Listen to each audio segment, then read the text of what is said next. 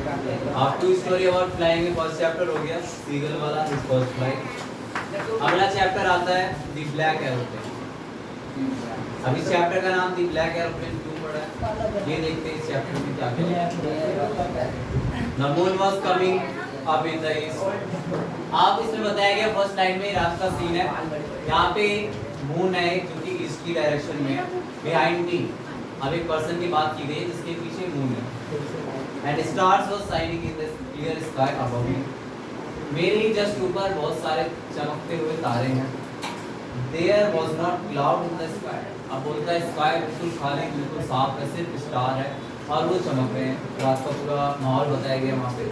I was happy to be alone high up above the sleeping countryside. अब ये बोलता है बहुत खुश हूँ कि मैं इतने ऊंचाई पर हूँ इतनी रात को जबकि पूरी कंट्री सो रही है। I was flying my old Dakota. मैं अपने ओल्ड डकोटा को उड़ा रहा हूँ। डकोटा उसके प्लेन का नाम है, वो उसको उड़ा रहा होता है जो कि पुरानी है।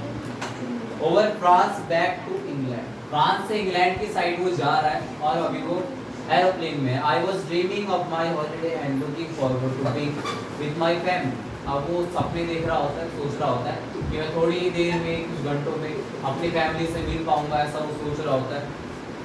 I look at my watch. अपनी घड़ी की साइड देखता है और देखता है कि 1:30 इन द मॉर्निंग। अब 1:30 बज रहे हैं इन द मॉर्निंग, मतलब कि रात के 1:30 बज रहे हैं। रात के 1:30 बज रहे हैं। I should call Paris control soon. अब ये बोलता है उससे ही ऐसा बोल रहा होता है कि मुझे थोड़ी देर में ही पेरिस कंट्रोल को भी कॉल करना पड़ेगा। I thought as I look down past the nose of the aeroplane. अब वो देखता है आगे कि उसका जो एरोप्लेन का नोज है, यानी उसके आगे वाला हिस्सा जो ऐसे होता है, उसकी नोज की साइड देखता है बहुत लाइट जल रही होती है नीचे की साइड। उससे समझ आता है कि अब पेरिस आने वाला है। तो क्या करता है, बोलता है कि I saw the light of big city in front of me. I switched on the radio. अब वो रेडियो ऑन करता है and said Paris control Dakota DS-088 here, यानी रियर में बोलता है पेरिस कंट्रोल यहाँ पे है डकोटा DS-088, क्या तुम मुझे सुन पा रहे हो। I am on my way to England over. अब बोलता है मैं इंग्लैंड की साइड जा रहा हूँ ओवर। बस वो इन्फॉर्मेशन देता है पेरिस कंट्रोल को कि मैं यहीं से ऊपर से गुजर रहा हूँ, तो कोई और प्लेन या किसी भी एरोप्लेन को यहाँ से उड़ने मत देना, नहीं तो क्रैश हो सकता है, कुछ भी हो सकता है। ऐसा बोलने के बाद दी voice from the radio answered me immediately. और उसी टाइम पे ही वहाँ से एक आंसर आता है कि yes we can hear you, हम तुम्हें सुन पा रहे हैं Dakota DS-088। You ought to turn 12 degree west now DS-088 over. अब बोलता है कि तुम्हें 12 डिग्री वेस्ट की साइड, 12 डिग्री पश्चिम की साइड घूमना है। फिर वो बोलता है DS-088 ओवर। ओवर मतलब कि हाँ मेरी बात खत्म हो चुकी है, जितना मैंने बोला उतनी बात। I checked in the map and the compass switched on over to my second and last full tank. अब वो देखता है अपनी वॉच कंपास की साइड, मैप की साइड और टैंक को देखता है। फ्यूल वाला टैंक उसके पास है जो कि 2 ही बचे हैं, सेकंड लास्ट और एक सिंपल सा लास्ट बचा हुआ। And turn on the Dakota 12 degree waste toward the east. अब इतना पेरिस से एक रेडियो के थ्रू मैसेज आता है कि हाँ तुम्हें DS-088 को घुमाना है वेस्ट की साइड 12 डिग्री। वैसा ही वो करता है, सब कुछ चेक करता है, 2 फुल टैंक होते हैं उसके पास और वो घुमा लेता है अपनी डकोटा को 12 डिग्री वेस्ट की साइड। अब I will be time for breakfast. I thought a good big English breakfast. Everything was going well, it was an easy flight. अब ये सोच ही रहा होता है कि बहुत इजी फ्लाइट रही, मैं उड़ा आराम से बातचीत करता हुआ आगे बढ़ रहा और ब्रेकफास्ट कर पाऊंगा, इंग्लिश ब्रेकफास्ट इंग्लैंड में। पेरिस वॉज अबाउट 150 किलोमीटर, मतलब 150 किलोमीटर बिहाइंड मी। अब वो बोलता है कि 150 किलोमीटर बिहाइंड, मतलब पेरिस गुजर चुका है, मैं इतना आगे आ चुका हूँ। When I saw the clouds, अब उसे साफ आसमान में बादल दिखने शुरू हो गए। अब उसे क्लाउड दिखते, स्ट्रॉन्ग क्लाउड जो कि बिल्कुल ही काले बादल थे। They were huge, huge मतलब बहुत बड़े बड़े वहाँ पे बादल थे। They looked like black mountains standing in front of me across the sky। अब वो बोलता है कि स्काई में एक बड़े बड़े माउंटेन के जैसे ही क्लाउड्स फैले हुए थे। I knew I could not fly up and over them. अब उसे पता है कि वो इस स्टॉर्म से गुजर नहीं पाएगा, इतना बड़ा स्टॉर्म है उससे गुजर नहीं पाएगा. I did not have enough fuel to fly around them to the north and south. और ये भी बोलता है कि इतना फ्यूल भी नहीं है मेरे पास कि मैं नॉर्थ या साउथ डायरेक्शन की साइड से मोड़ पाऊँ. I thought to go back to Paris. अब वो ये सोचता है कि मुझे पेरिस वापस चला जाना चाहिए. I thought, but I wanted to get home. I wanted that breakfast. अब वो ऐसी बात बोलता है कि मुझे चला जाना चाहिए वापस पेरिस, लेकिन बोलता है मुझे अपने घर जाना और ब्रेकफास्ट करना. अब I will take the risk. बोलता मैं रिस्क लूँगा. I thought and flew that old Dakota straight in the storm. अब वो डरा हुआ है, सामने बहुत बड़ा स्टॉर्म है, सोचता है कि मैं पीछे घूम जाऊँ. फिर वो सोचता है नहीं मुझे अपनी फैमिली के पास पहुँचना है, और वो बिना कुछ सोचे समझे उसके अंदर घुस गया. अब वो स्टॉर्म के अंदर आ चुका है. स्टॉर्म के अंदर आने के बाद इनसाइड द क्लाउड, अब उन बादलों के बीच में एवरीथिंग वाज सडनली ब्लैक. जो अभी तक आसपास में चमकीले तारे थे, चांद थे, और अब आसपास बिल्कुल ब्लैक है, कुछ भी उसे कुछ भी नहीं दिख रहा है.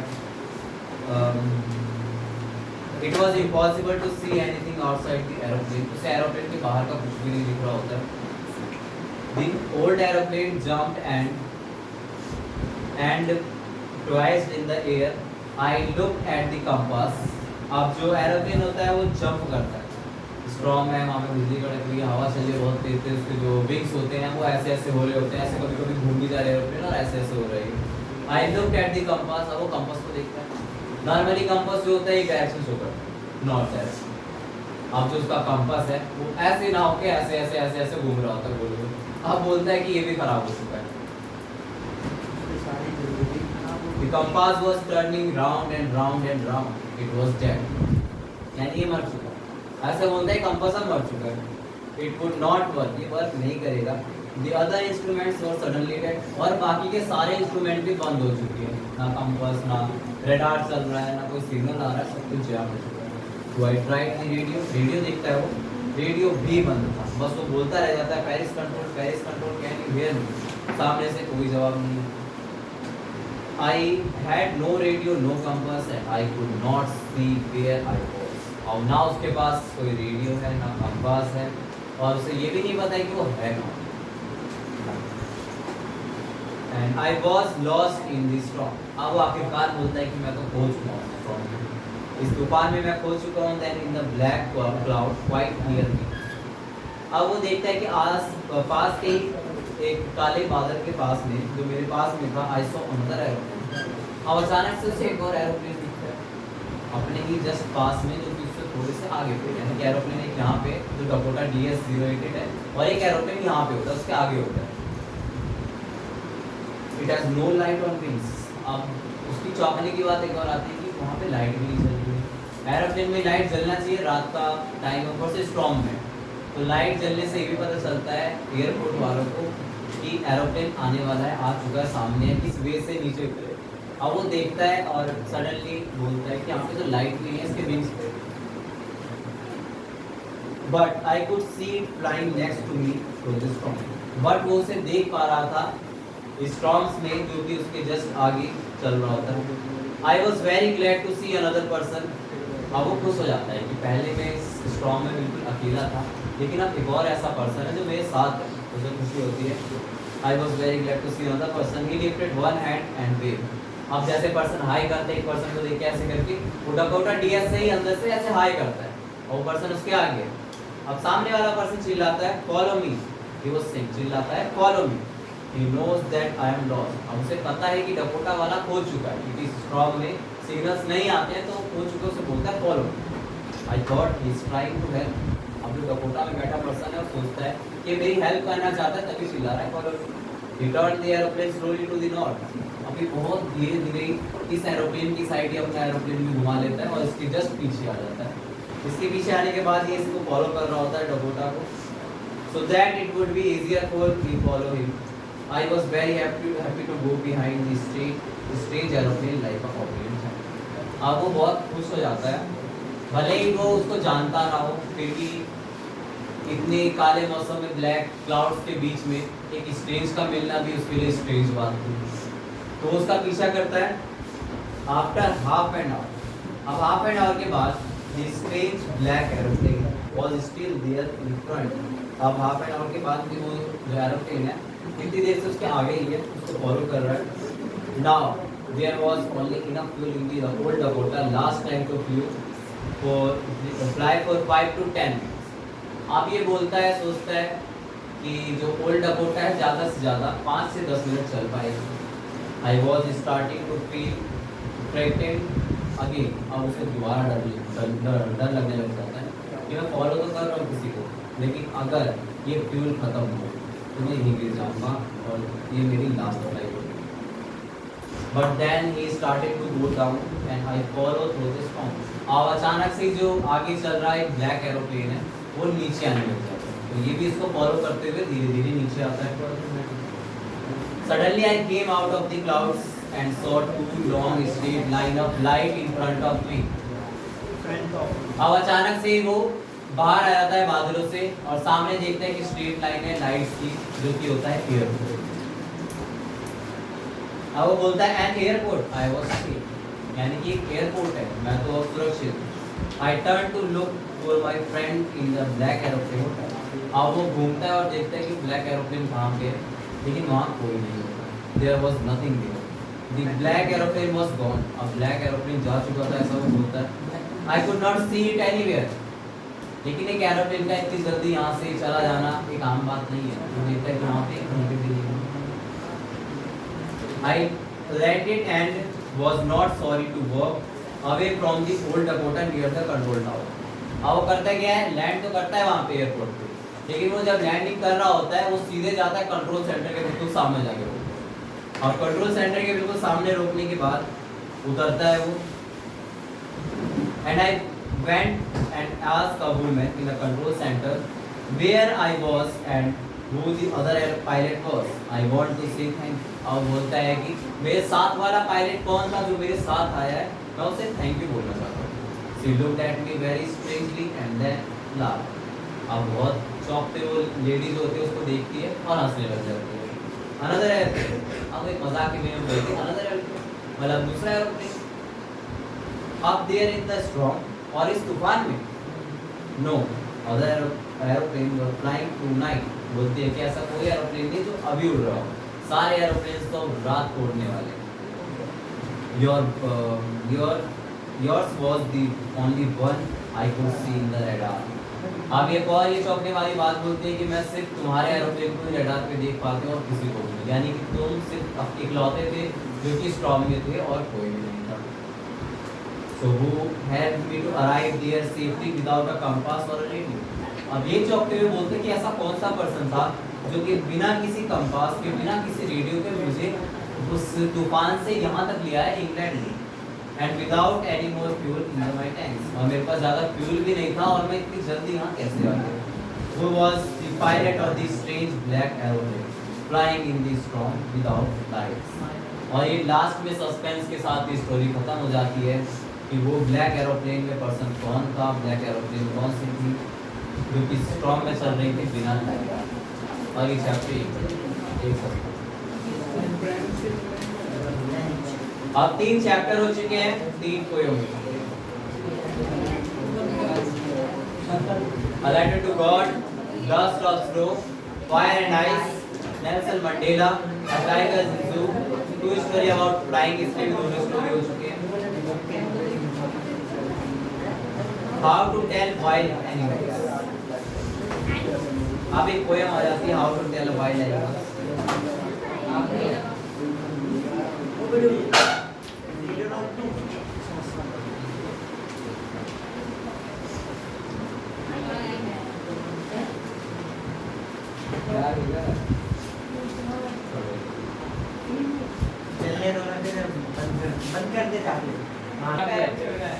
हो गई चालू। अगला चैप्टर आता है how to tell wild animals. Wild animals को क्या कहें, कैसे कहें, कैसे दिखते हैं उनके बारे में इसमें बताया गया। अब स्टार्ट होता है एक टाइगर के साथ, टाइगर है लायन है, लायन के साथ स्टार्ट होता है। If ever you should go by chance to jungle in the east, and if there should to you advance a large and tawny beast, beast. अब इसे बोला जाता है कि अगर तुम जंगल में जाते हो ईस्ट की साइड, ईस्ट की साइड इसमें डायरेक्शन बताएगा क्योंकि अर्थ के ग्लोब के हिसाब से जाता है, ईस्ट की साइड जंगल। तो ईस्ट की साइड अगर कभी जाते हो तो तुम्हें एक लार्ज और टॉनी बीस्ट मिलेगा। लार्ज टॉनी यानी कि गुस्से वाला और बहुत बड़ा एक बीस्ट यानी जानवर मिलेगा। If he roars at you as your time, अब ये बोलता है कि अगर वो तुम्हारे सामने रॉर करता है, तुम्हें ऐसे लगेगा कि तुम मर चुके, उसकी दहाड़ में इतनी पावर है कि तुम्हें ऐसा लगेगा तुम मर चुके। ऐसे उसके बारे में बताया गया कि एक लायन ऐसा दिखता है, जंगल में रहता है। You will know it is the Asian lion. अब लास्ट में उसका नाम बताया गया, ये एशिया का लायन, जो कि अगर रॉर के कड़े करे यानी कि दहाड़े तो वहाँ पे तुम्हारी जान निकल सकती है, ऐसा उसमें बताया गया। अगला आता है टाइगर के बारे में। और if some time when roaming round a noble wild beast greets you, थोड़ा घूमने के बाद तुम्हें एक नोबल यानी कि नोबल का मतलब होता है एक तरह से शाही। तो ये सब एनिमल्स जो बताए जा रहे हैं टॉप लेवल के एनिमल्स। लायन आता है, उसमें टाइगर बताया गया है। तो इसे बोलता है कि जंगल में आगे घूमने के बाद तुम्हारी मुलाकात एक टाइगर से होगी। टाइगर वर्ड इसमें भी लिया नहीं गया, बस बताया गया कि ऐसे जानवर से होगी जो कि नोबल लगेगा देखने में तुम्हें। With black strips on a yellow ground, black strips on a yellow ground यानी उसकी येलो बॉडी पर ब्लैक स्ट्रिप्स लगे हुए हैं। Just notice if he eats you, और तुम्हें नोटिस ये तभी होगा जब तुम्हें वो खाने आए। अब ये ऐसा इसलिए बोला गया है क्योंकि जब वो शिकार करता है तो वो छुपके करता है, छुपके करता है जंगलों में, घास के बीच में, कोई दिखता नहीं है, मतलब वो जो टाइगर है वो दिखता नहीं। और जब वो अटैक करता है तो बचना बहुत मुश्किल है, इसलिए इसमें बोला है कि जब वो तुम्हें खाएगा तब तुम इसे नोटिस कर पाओगे, यानी जब तुम पे वो हमला करेगा तभी तुम्हें पता चलेगा कि हाँ उसको ब्लैक स्ट्रिप्स है और ये tiger. This simple rule may help you learn the Bengal tiger to decide. अब एक सिंपल रूल बताया गया, उस रूल इसमें बताया नहीं गया, बस ये बात बोली गई है कि जो ब्लैक स्ट्रिप वाली बात की गई है कि वो छुप के हमला करता है, ये रूल बताया गया इसमें।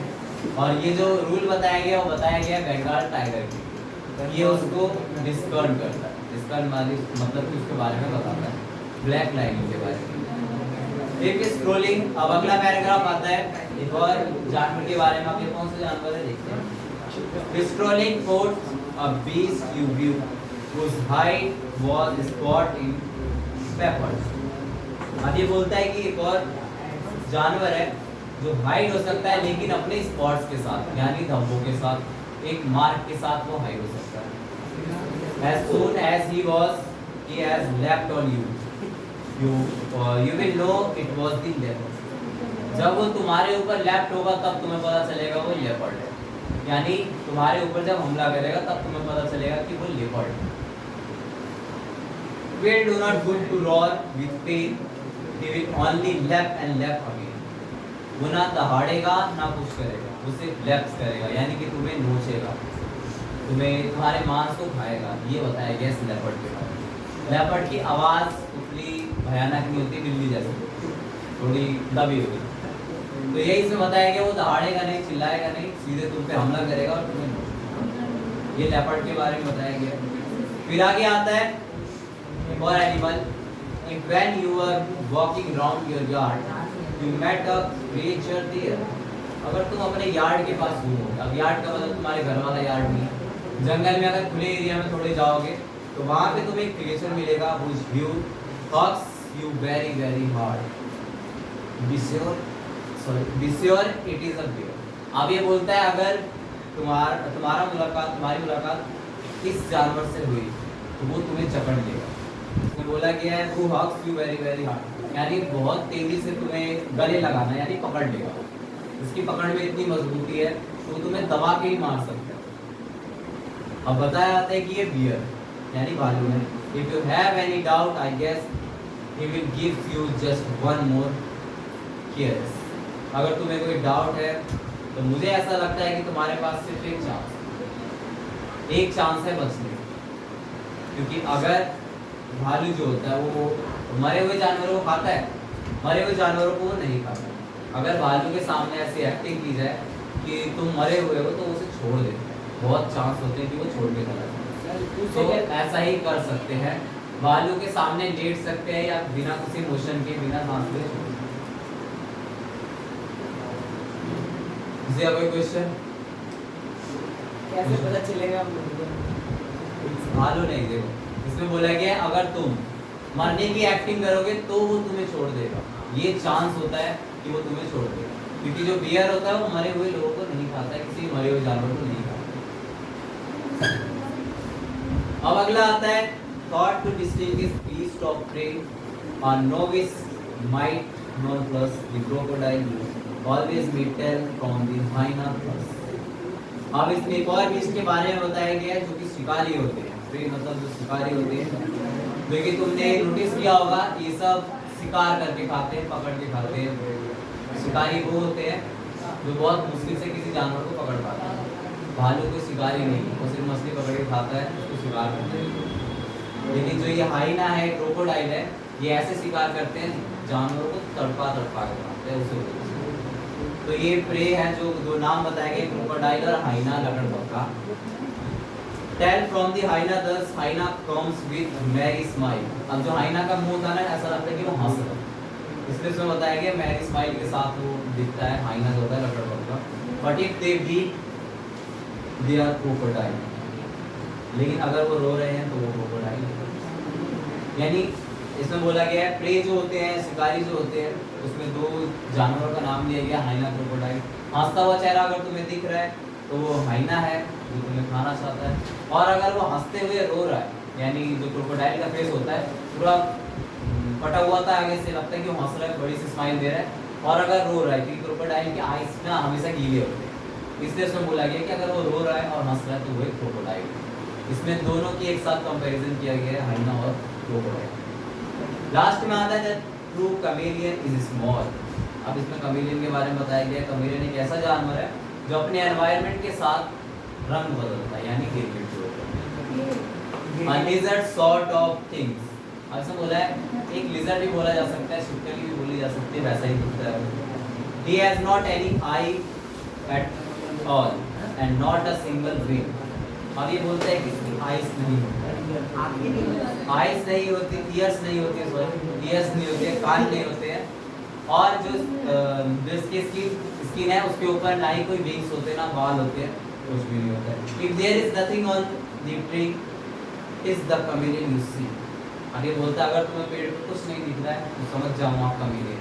ऐसा कुछ नहीं है हर पेड़ पे कैमेलियन पाया जाए, बस एक बात बोला है कि पेड़ तो छुप जाता है, किसी भी एनवायरनमेंट में छुप सकता है। तो ये चैप्टर यहाँ पे खत्म होता है, how to tell wild animals. इस चैप्टर में कुछ जानवर के बारे में बताया गया और उनकी आदत के बारे में बताया गया, वो क्या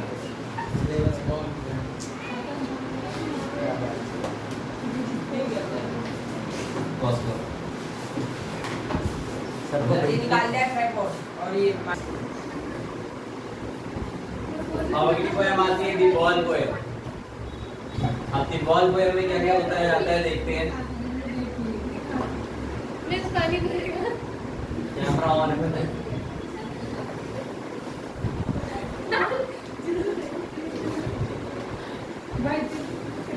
ऑन है ना, अब चुप हो जाओ, वीडियो रिकॉर्ड हो रही है। तो यार मैं बस एक्सप्लेन करूंगा पढ़ूंगा। नेक्स्ट पोएम आती है दी बॉल पोएम। आगे इस बुक का, इस सिलेबस का लास्ट पोएम है दी बॉल पोएम। अब इस बॉल पोएम में क्या क्या होता है देखते हैं। अब इस पोएम में एक बॉय जो बॉयड होता है, बॉय के बारे में बताता है। जैसे एक बॉय होता है, एक बॉल को खो देता है, खेल रहा होता है और गलती से अपने बॉल को खो देता है, और वो बॉल जो होती है जंप करते करते रिवर में चली जाती है। रिवर यानी नदी, अब वो नदी में चली जाती है। अब जो बॉय पहले बॉल होते हुए बहुत खुश था, बॉल के साथ खेल रहा था इतनी खुशी के साथ, अब वो इतना दुखी है, रिवर के सामने खड़ा है कि उसकी बॉल खो चुकी है उस रिवर में। हाँ, रिवर में उसकी बॉल खो चुकी है, बहुत दुखी है वो। अब जो पोएट होता है वो बोलता है, पोएट जो होता है वो बोलता है जैसे कि ये बच्चा है, एक्सटर्नल चीज से यानी बाहरी चीज से, किसी बॉल की वजह से, पैसे से खरीदी हुई चीज की वजह से इतना दुखी हो रहा है, इतना खुश हो रहा है, ये कोई रियल बात नहीं है, मतलब कि इस बात से किसी को कोई फर्क नहीं पड़ना चाहिए। कि अगर कोई बॉल खो जाए तो दुखी हो जाए, या कोई भी ऐसी मटेरियलिस्टिक चीज खो जाए, यानी कोई भी मटेरियल खोने में किसी को दुखी नहीं होना चाहिए। तो इस पोएट ने इसमें बताया है फीलिंग्स के बारे में, यानी पर्सन्स के फीलिंग्स के बारे में बताया कि फीलिंग ज़्यादा मैटर करती है ना कि पैसे। पैसों से खुशी नहीं खरीदी जा सकती ऐसा बोला जाता है, और पोएट यही बताता है कि बच्चे ने बॉल खो के जो दुखी दिखाई है, दुख हुआ है उससे, वो दुख नहीं होना चाहिए था। आगे वो बताता है ये हमें सीख लेनी चाहिए कि जो नेचुरल चीज़ें हैं, जो कि हमारी भावनाएं हैं, दूसरे के प्रति लगाव है, वो सारी चीज़ें पैसों से नहीं खरीदी जा सकती। अब एक बॉय का इसमें एग्जाम्पल दिया है, अपनी जो बॉय होता है बॉल खो देता है, रिवर में चली जाती है। बॉल खोने की वजह से बहुत दुखी है। वो दुखी क्यों है? क्योंकि उसके पास ना दोबारा खरीदने के पैसे हैं, और वो बॉल उसके पास बहुत दिन से थी, बहुत टाइम से, जिसकी वजह से उसके साथ उसकी बहुत सारी मेमोरीज थी। तो मेमोरीज तो वापस नहीं आ पाएगी उस पैसों से।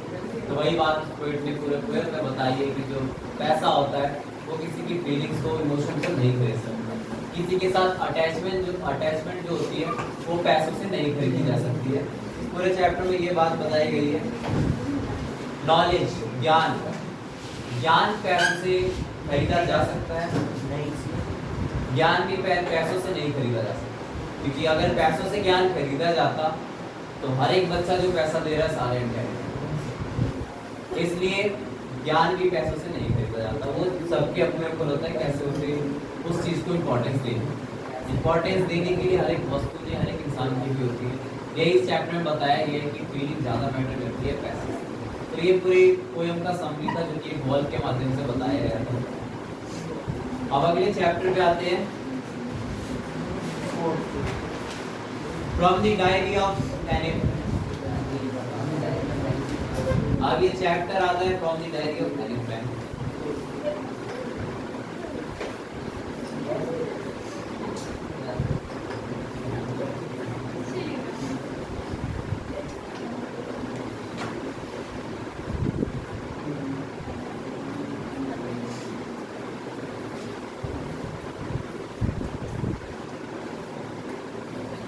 अब ये सेकंड लास्ट चैप्टर है इस सिलेबस का।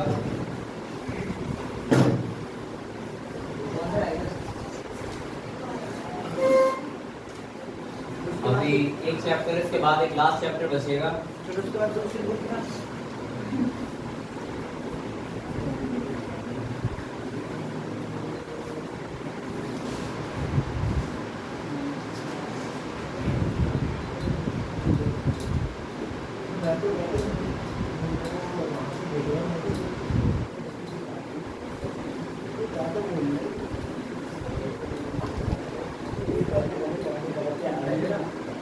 अभी चैप्टर स्टार्ट होता है, एनी फ्रैंक के बारे में सब बताया गया है, एनी फ्रैंक का जीवन कैसा रहा है, और ये चैप्टर बना है एनी फ्रैंक की डायरी, यानी उस डायरी के हिसाब से चैप्टर को बनाया गया है, एनी फ्रैंक। अभी चैप्टर स्टार्ट होता है। एनालिस मैरिया, एनी फ्रैंक, एनालिस मैरिया उसका पूरा नाम था, जिसको एनी बोल के प्रोसाइड किया जाता था, जो कि 12 जून 1929 को उनका जन्म हुआ था, बर्थ हुई थी, और फरवरी या मार्च 1945 उनकी डेथ, जर्मन, क्योंकि एक जर्मन थी, जर्मनी से।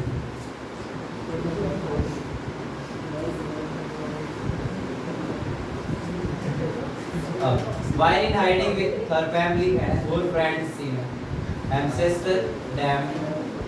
Amsterdam during the German occupation of the Netherlands in World War II में अपने फैमिली के साथ छुपते हुए ये डायरी लिखी गई है।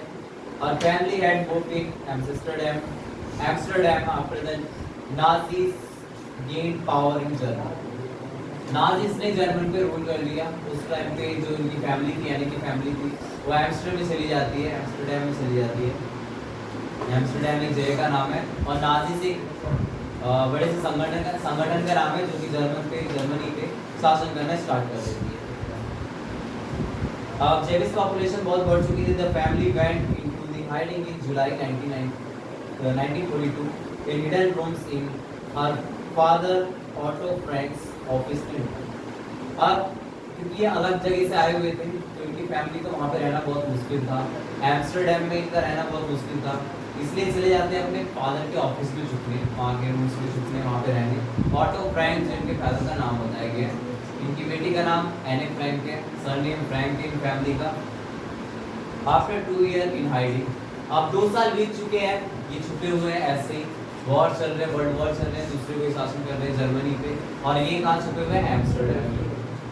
The group was evicted and transported in the concentration camp system when Anne died. It was in Bergen-Belsen within days of this. Margaret Frank, her father Otto, the only supervisor of the group. अब आपके group का नाम बताया गया है, नाम नहीं बताया गया, ग्रुप के बारे में बताया गया है कि उस ग्रुप के जो लीडर थे वो उसके फादर ही हुआ करते थे। Beside Anne also mentioned how to the math teacher Mr. Kissing was annoyed by his talking nature. He would often punish her with extra homework whenever she talked more during the class. अब एने के बारे में behaviour बताया गया उसकी diary के हिसाब से, वो क्लास में बहुत बातें करती थी, उसकी जो मैथ्स टीचर थी उसे पनिश करती थी बार बार क्लास में बात करने की वजह से। In the first punishment he asked her to write an essay on a chatter box। अब उसे एक essay लिखने को बोलती है चैटर बॉक्स के ऊपर, चैटर बॉक्स के ऊपर ऐसे लिखने को बोल देती है उसको, which in itself was a weird topic। अब वो उसके लिए एक weird topic था, एक अजीब सा topic था कि चैटर बॉक्स के ऊपर ऐसे कौन लिखता। She gave good thought to topic and decided to present convincing argument in essay, justifying her points in support of topic। अब ये बोलती है कि तुम जो ये बातें करती हो, क्लास में बैठे बैठे इतनी बातें करती हो, दूसरे डिस्टर्ब होते हैं, इसी पे तुम्हें ऐसे लिखना है, चैटर बॉक्स। अब इस चैटर बॉक्स ऐसे में तुम्हें लिखना क्या है? एक अगेंस्ट पार्टी होगी कि चैटर बॉक्स नहीं होना चाहिए, किसी को ज़्यादा क्लास में नहीं बोलना चाहिए, और इसके एक साथ में होगी, ऐसा तुम्हें अपने टॉपिक में डिबेट के टाइप में लिखना है कि चैटर बॉक्स के साथ में रहो, मतलब कि बात करना क्लास में सही थी, ऐसा बोलती है, ऐसा टॉपिक थी उसमें।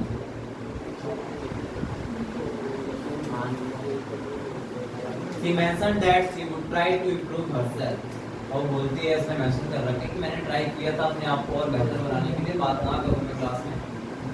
But she could not do anything about the trait that she inherited from the mother। अब ये बोलती है तो मुझे अपनी मम्मी से मिला कि मेरी मम्मी भी बहुत बोलती थी तो मैं भी बहुत बोलती।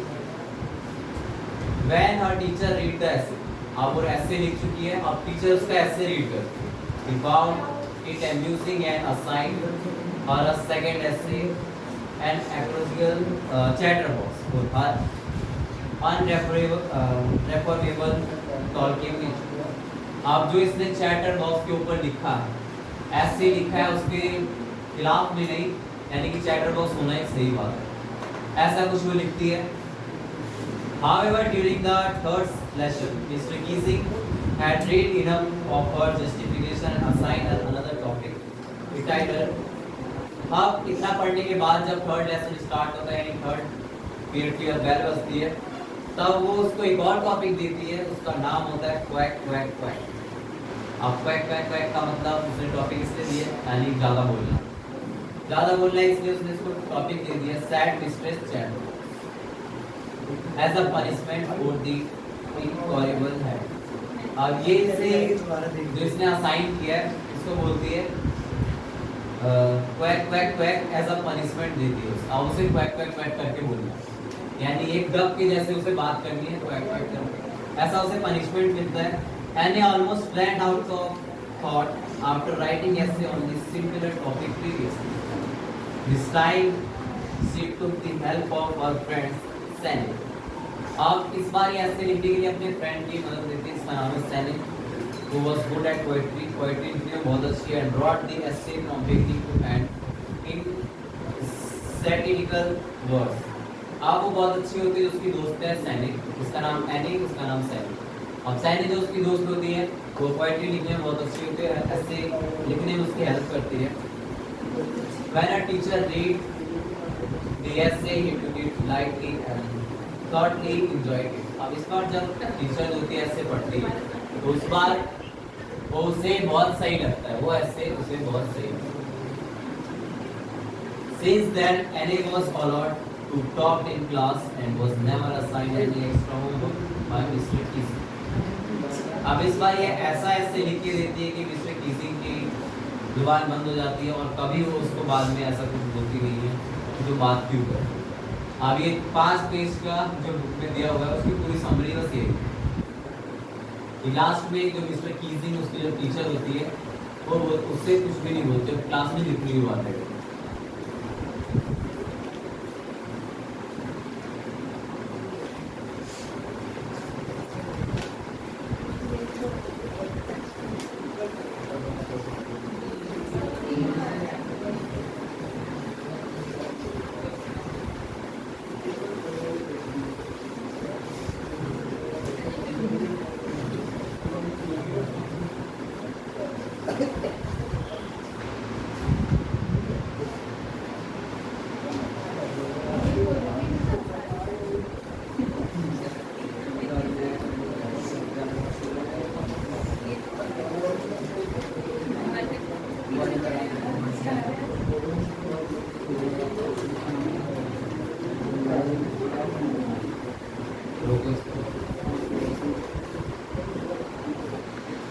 हो गई। लास्ट आता है इस बुक का चैप्टर ग्लिम्पसेस ऑफ इंडिया। अब इसमें 3 पार्ट है, 3 में सिर्फ लास्ट के 2 पार्ट आ रहे हैं, फूड और दी प्रॉमिस। अब इससे पहला पढ़ते हैं फूड के बारे में। Food chapter midway between Mysore and the coastal town of the Mangalore। अब इस लोकेशन के बारे में बताया गया कि जो कुर्ग है वो लोकेशन है जो कि मैसूर और मैंगलोर के बीच में है कहीं पे। Piece of heaven that must have drifted from the kingdom of God। अब इसमें बोला गया ये एक ऐसा टुकड़ा है, स्वर्ग का टुकड़ा है जो कि शायद भगवान के पास से कहीं धरती पे बसता है। यानी बताया गया वो इतनी सुंदर जगह है, ऐसा लगता है कि वो स्वर्ग है। This land of rolling hills is inhabited by a crowd of race of natural men, beautiful women and wild creatures। अब यहाँ के बारे में बताया गया, यहाँ पे जो पर्सन है बहुत सारे अच्छे अच्छे से दिखने वाले वुमेन्स मैन सारे हैं। यहाँ वाइल्ड एनिमल्स जो है वो सारे ऐसे बाहर आते हैं जैसे कि सब दोस्त और कोडागो। अब पूर्व का एक नाम बताया गया है कोडागो, पूर्व कोडागो। कोडागो एक नाम बताया गया, पूर्व का एक डिस्ट्रिक्ट के नाम बताया गया जो कर्नाटका में is home to evergreen rain forest. अब बताया गया एक एवरग्रीन रेन फॉरेस्ट यहाँ पे लगातार बारिश होती रहती है और हमेशा ये हरा भरा रहता है, किसी भी मौसम में सूखता नहीं है। स्पाइसेस एंड कॉफ़ी प्लांटेशंस, यहाँ पे बहुत सारी स्पाइसेस यानी मसालों की खेती होती है, कॉफ़ी की खेती होती है। Evergreen forest covered 30% of the district. अब जो डिस्ट्रिक्ट है उसमें से 30% सिर्फ जंगल है, बरसाती जंगल है। During the monsoon it pours enough to keep many visitors away. अब मानसून के सीजन में इतना ज़्यादा इसमें बारिश होती है इतनी कि ये पूरा भर जाता है पानी से और यहाँ पे विजिटर कोई आ नहीं पाता। The season of Joy commences from September and continue till March। अब सीजन ऑफ जॉय यानी कि खुशी का टाइम उस टाइम पे आता है जब सितंबर चालू होता है और ये मार्च तक चलता है। The weather is perfect with some shower thrown in for good measure। Weather बहुत अच्छा लगता है जब हल्की हल्की बारिश हो रही होती है। The air breeze of invigorating coffee tea state and colony Bangalore stand tackles under tree canopies in prime quarters. अब इसमें बताया जा रहा है कि जो कॉफ़ी वहाँ पे उगाए जाते हैं बारिश होने के बाद उसकी खुशबू पूरे आसपास के माहौल में फैल जाते हैं और जो विजिटर होते हैं वो आनंद ले पाते हैं उस खुशबू। The weather is perfect। The fiercely independent people of Ur are possibly of Greek और Arabian descent। अब जो ग्रुप में रहने वाले लोग हैं उनका जो तरीका होता है वो ग्रीक या अरेबिक लोगों जैसा होता है। इसमें वहाँ के कल्चर के बारे में थोड़ा बताया गया है। As one story goes, a part of Alexander army moved south along the coast and settled here but later become impractical। अब एक कहानी इसमें बताई गई कि कोई कहानी थी जिसमें जो अलेक्जेंडर था वो अपनी आर्मी को लेके चला जाता है कोस्टल एरिया की साइड और वहीं पे बस जाता है। तो ऐसा माना जाता है कि ये जो जाति है पूरी अलेक्जेंडर की जाति है। These people married among the local and local peoples, and their culture was apart in the marriage tradition. Marriage and religion rites which are distinguished from the Hindu mainstream. अब इसमें वहाँ पे उनकी जाति के बारे में बताया गया, जो हिंदू जाति है, हिंदू जाति के बारे में बताया गया कि अलेक्जेंडर ने स्टार्ट की थी। वो जाति वहीं पे बस जाती है, वहीं के लोगों के आसपास के लोगों से विवाह करके उनकी जाति पूरी बस जाती है।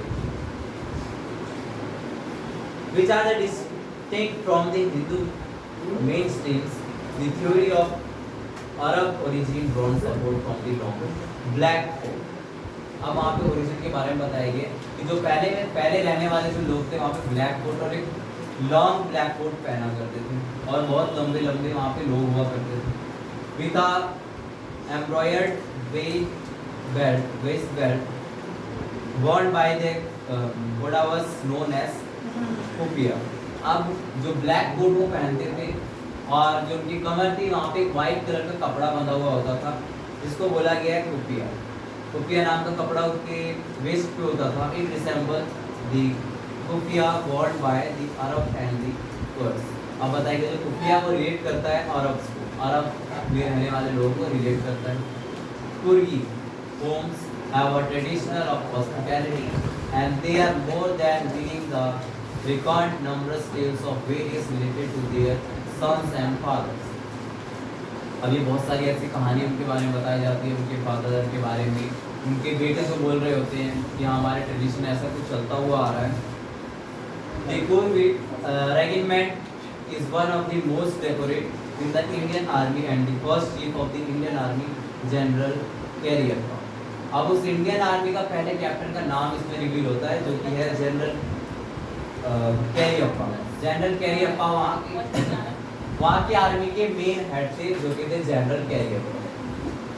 वाज अ क्रूगी, वो भी एक क्रूगी थे। Even now Kodavas are the only people in India permitted to carry firearm without a license. अब बताया जा रहा है इंडिया में सिर्फ यही एक जाति है, कुर्गी जाति, जो अपने हाथों में फायर आर्म्स यानी कि कुछ ऐसे हथियारों को रख सकते हैं जो कि दूसरों को नुकसान पहुंचाए। तो बंदूकों को भी अपने साथ में लेके घूम सकते हैं, इनको ये लाइसेंस मिला हुआ है इंडिया की तरफ से, इंडियन गवर्नमेंट की तरफ से। The river Kaveri. अब इस कुर्गी जाति जो है, कुर्ग जो जगह है वहाँ पे रहने वाली जो कुर्गी जाति है, उनके पास की रिवर का नाम बताया गया जो कि है कावेरी जाति, कावेरी नदी। कावेरी नदी obtains its water from the hills on borders of Kurg. Coorg की जगह के वहीं की हिल से ये नदी निकलती है जो कि कावेरी नदी है। महासी, a large freshwater fish abound in these waters.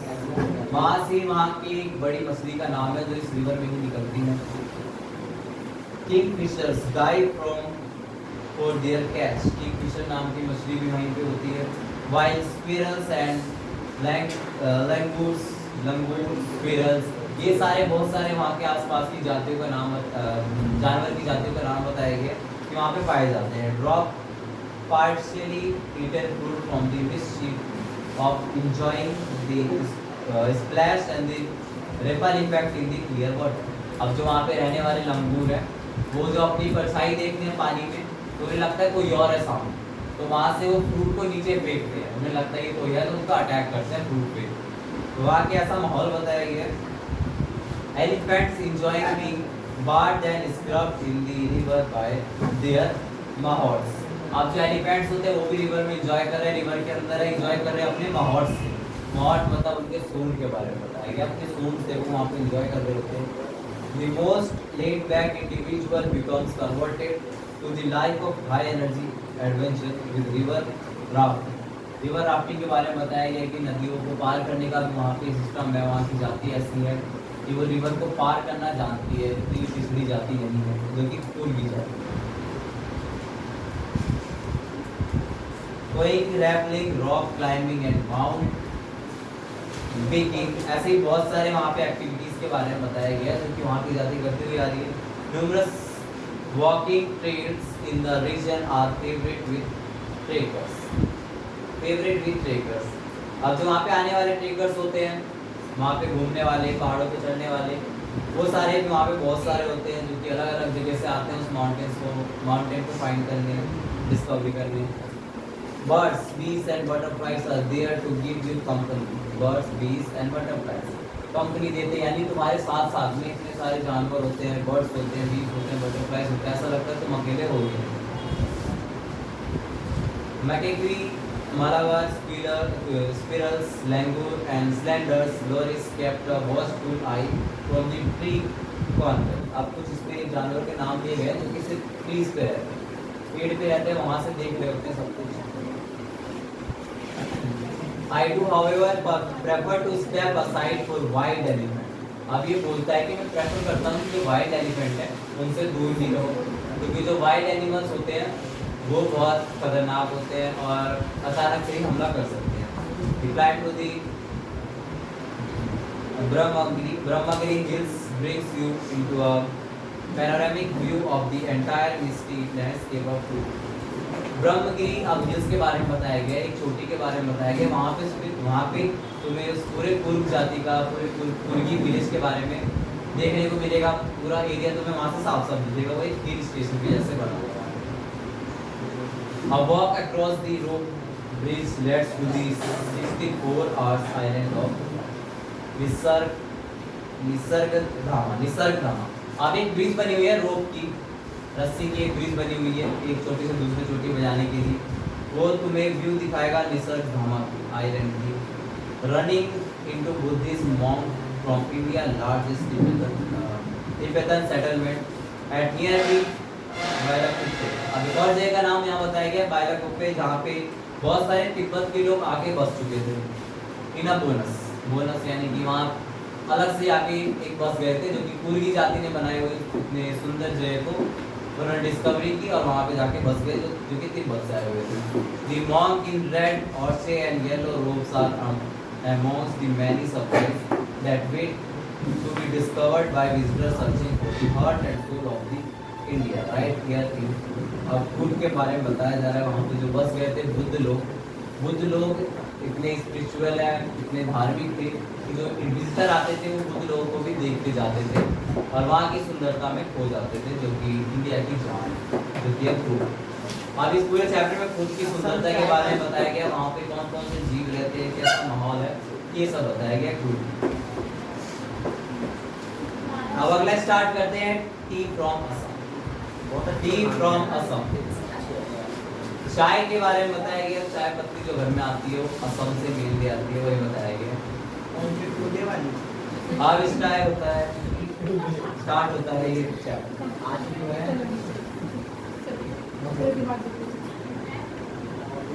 अब स्टार्ट की लाइन में बोला जाता है चाय गरम गरम चाय।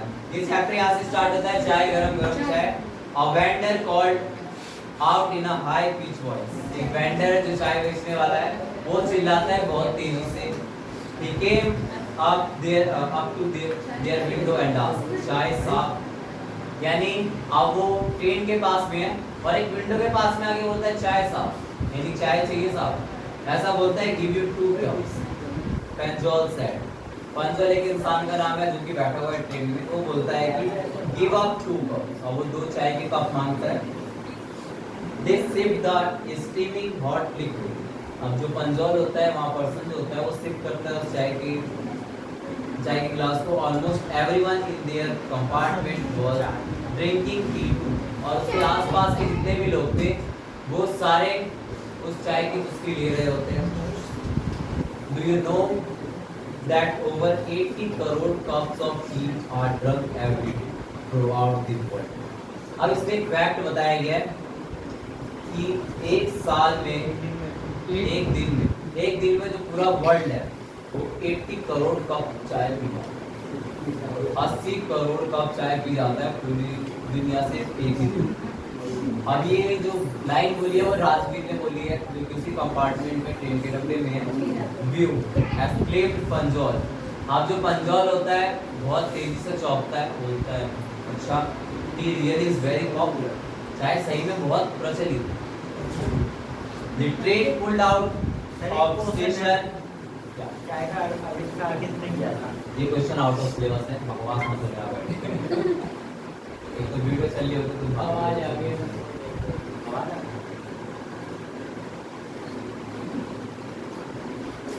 अब जो पंजौल होता है वो चौक जाता है, इज रियली वेरी पॉपुलर। अब होता है कि चाय सही में इतना प्रसिद्ध है। The train pulled out of the station, अब जो ट्रेन होता है वो चलने लग जाती है उस स्टेशन से।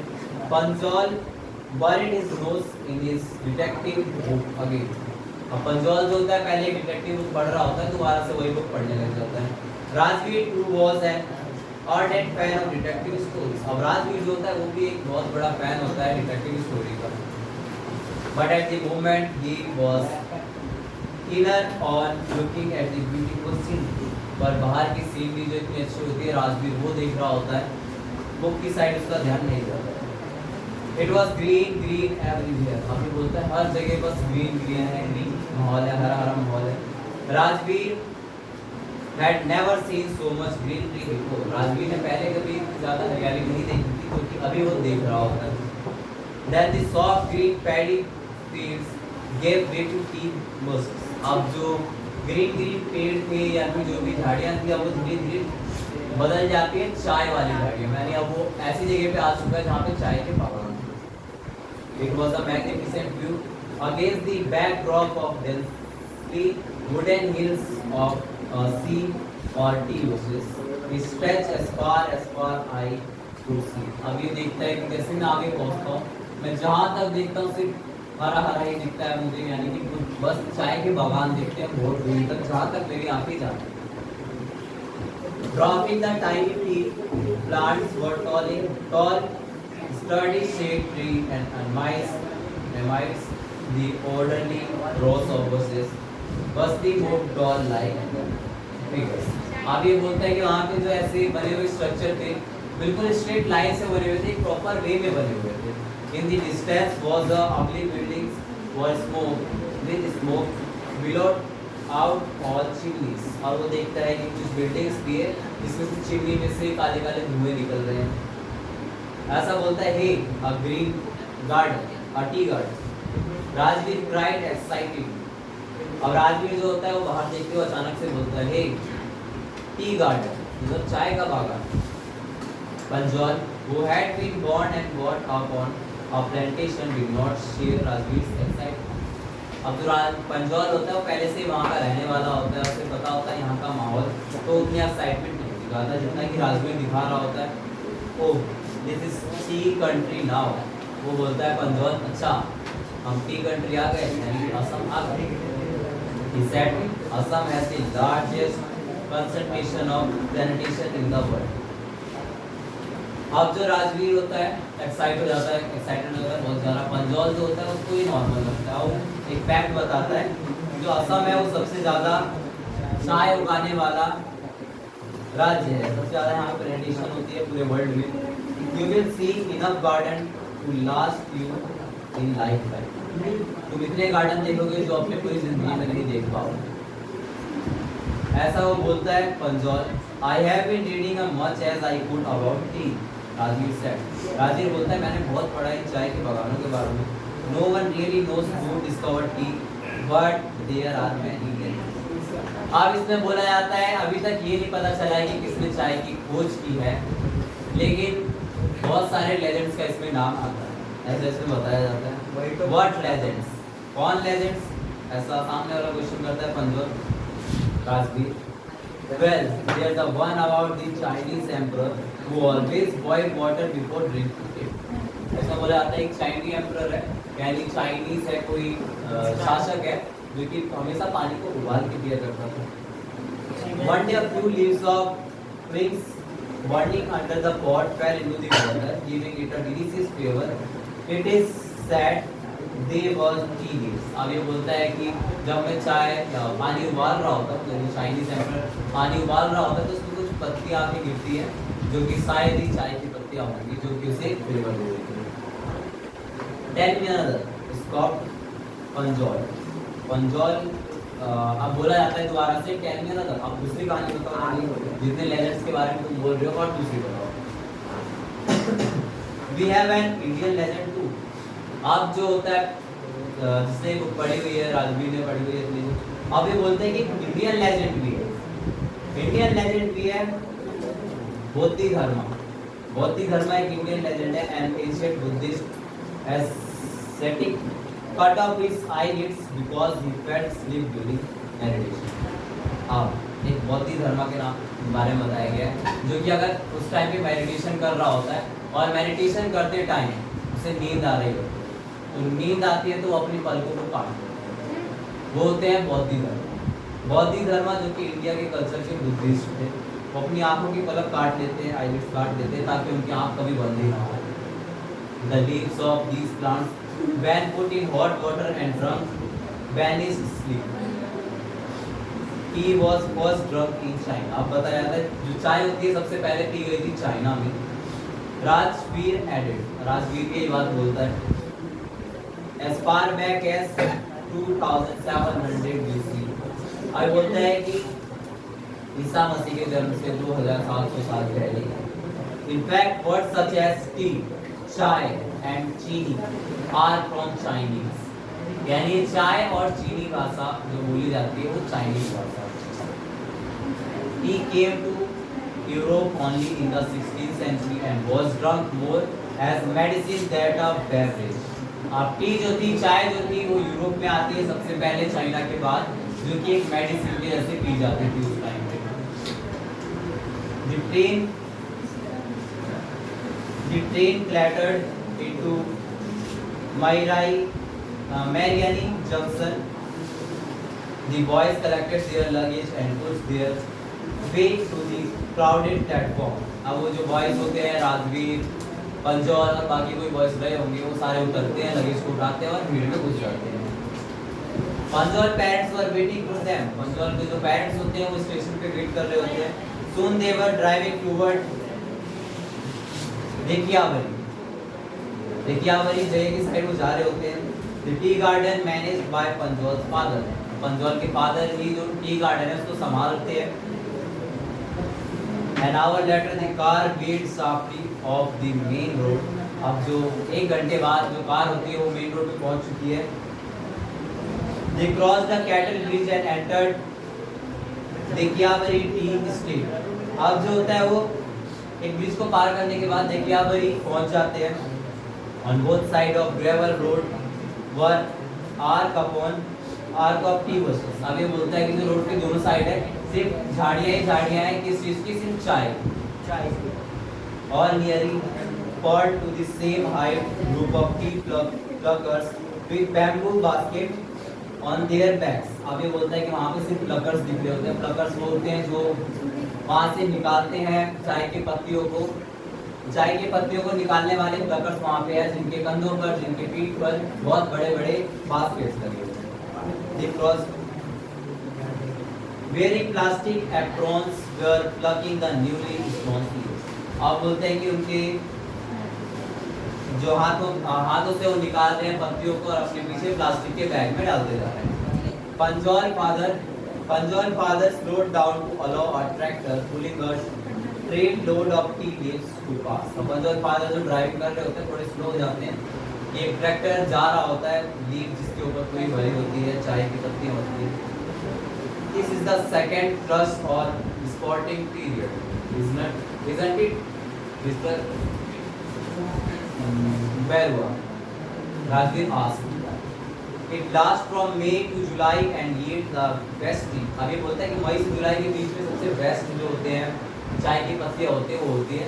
वही बोलता है कि ये सेकंड टाइम है, सेकंड पीरियड है जब ये ट्रैक्टर जा रहा है इसको लेके। You seem to have done your homework before coming, Manzoor father said in surprise। अब ये होमवर्क के बारे में बोलते हैं कि तुम्हें होमवर्क भी करना पड़ेगा इसके बाद। Yes, Mr. Berua, Rajveer admitted। अब राजवीर भी बोलता है yes, Mr. Berua, but I hope to learn much more while I am here। अब ये बोलता है कि जब मैं यहाँ वापस आऊँगा तो मुझे और इसके बारे में और ज़्यादा जानना है। और ये चैप्टर ये पे खत्म हो जाता है, दोनों पार्ट इसके कवर हो जाते हैं और ये पूरी बुक खत्म।